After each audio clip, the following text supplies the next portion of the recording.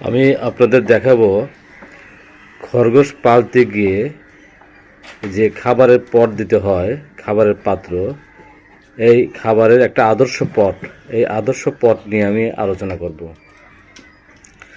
আপনি দেখেন খরগোশকে যখন আপনি খাবার দিবেন, এই খরগোশ কী করে, খাবার খায়, আবার সেই খাবারের উপরে বসে পেশাব করে, পায়খানা করে, পরে সেটা ও নিজেই খায় না, সেই খাবারটা আপনার নষ্ট হয়ে যায়।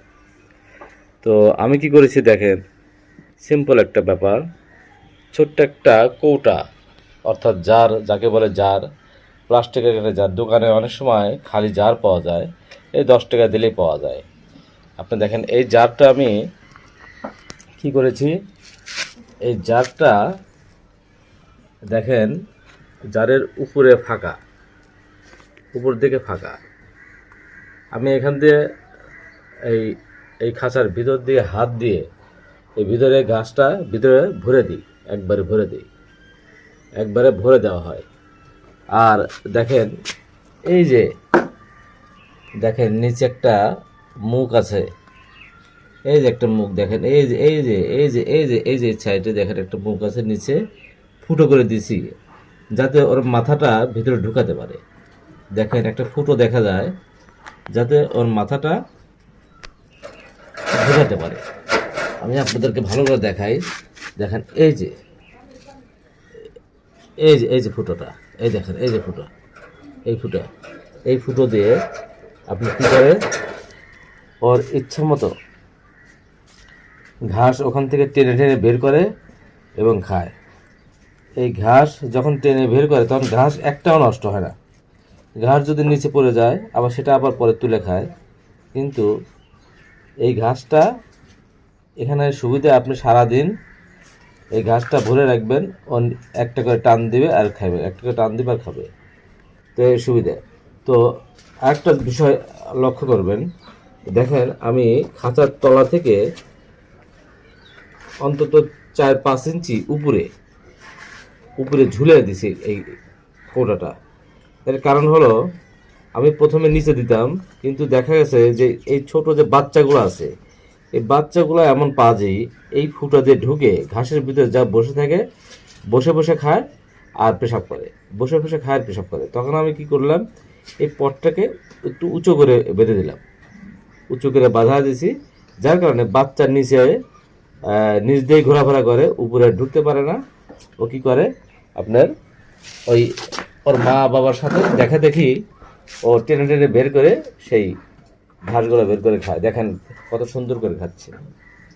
এটা দেখেন, আপনার খাবার নষ্ট না হলে আপনি অনেক সাশ্রয় আপনি খরগোশ পালতে পারবেন, অনেক সাশ্রয়, দেখেন অনেক সাশ্রয়। তবে আমার এই চ্যানেলের ভিডিওতে প্রথমে বলেছিলাম যে 5 জোড়া খরগোশ কিংবা 300 কোয়েল পাখি, এই 5 জোড়া খরগোশ এবং 3 জোড়া কোয়েল পাখির পালন করে আপনি বছরে 5 লাখ। কথা কিন্তু একেবারেই সত্য।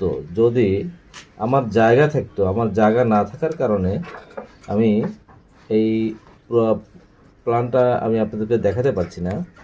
তো আমি একটা জিনিস দেখাবো, যে ছাগল, আপনি আমার যে ছাগল আছে, দেখেন আমার ছাগলে যেখানে আছে, এই যে ছাগল, আমি এই ছাগলগুলো লালন পালন করবো, কিন্তু আমি 1 টাকাও খরচ করবো না।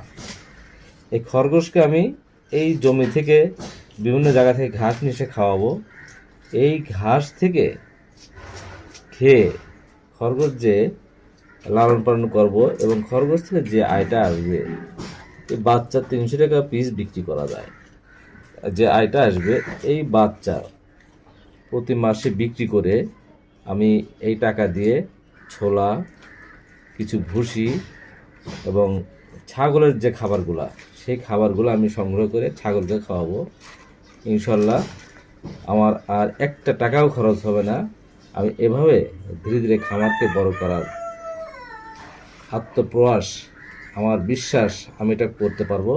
এবং আপনারা যদি আমার সাথে থাকেন ফলো দিয়ে, অবশ্যই এটা দেখতে পারবেন যে আমি কি করি।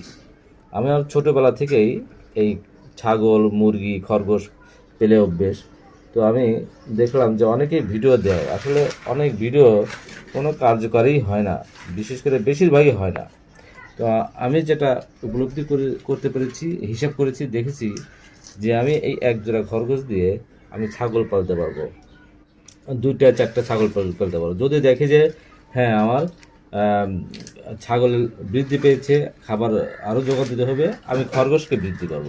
খরগোশকে যে অল্প পরিমাণে যে আম, খরচটা হবে, সেই খরচ থেকেই আমি আয় বৃদ্ধি করে আমি ছাগল লালন পালন করবো। আপনারা আমার পাশে থাকেন, আমি আপনাদেরকে দেখাই কিভাবে এটা সম্ভব।